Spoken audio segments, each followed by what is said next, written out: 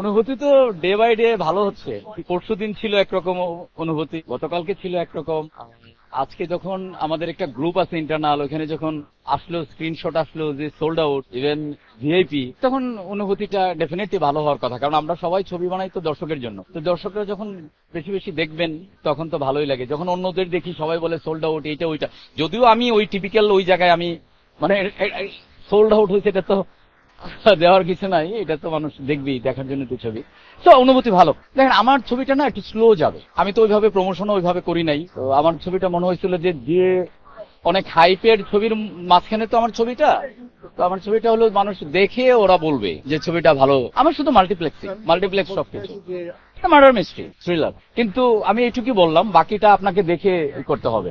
আপনার প্রশ্নের উত্তর তাহলে পরে দিতে হবে, সম্পর্ক হয় না, এটা হবে না, এটা ঠিক আছে। দুই ব্যাখ্যা, আপনারটা অনেক লম্বা ব্যাখ্যা এবং সেই ব্যাখ্যাটা আপনি জানেনি, ওনাটা আগে উত্তরটা দিই। সেটা একটা সিনেমা যদি হল কম হয়ে থাকে, এটার জন্য তো একা ডিরেক্টররা দায়ী না, প্রডিউসাররা দায়ী না, এটার জন্য সিস্টেমও দায়ী, ঠিক আছে।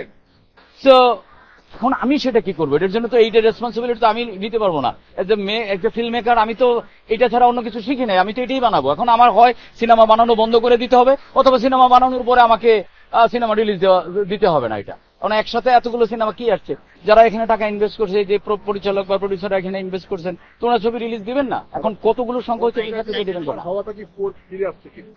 এটা দর্শক বলতে পারবে, আপনারা বলতে পারবেন, আপনারা এটা নিয়ে বেশি কাজ করেন না। সিনেমা যখন থাকে না তখন তো বাইরের সিনেমা থাকবেই, এটা খুব স্বাভাবিক। সেকেন্ড থিং হচ্ছে যে তরুণ পরিচালকরা আসছে বলেই তো আজকে সিনেমা নিয়ে এত কথা হচ্ছে। পুরা ইন্ডাস্ট্রির, মিডিয়া ইন্ডাস্ট্রির ম্যাক্সিমাম ক্যামেরা চ্যানেল কিংবা প্রিন্ট অনলাইন যাই বলেন, সবাই এখানে ফোকাস। কেন? বিকজ সিনেমাটাকে আসলে সবাই চায় সামনের দিকে এগিয়ে নিতে। তো অ্যাজ এ মেকার আমার তো একটা ছোট্ট কন্ট্রিবিউশন, একটা মুভি মানে একটা সিনেমা বানানো।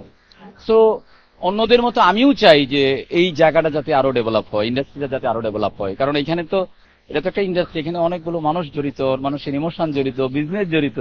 সো এটা ডেভেলপ করলেই তো ভালো। এটা ইনক্রিজিং, ডেভেলপিং, ভালো হচ্ছে ডে বাই ডে। দর্শক তো দেখতেছে, তো দেখা যাক আরো।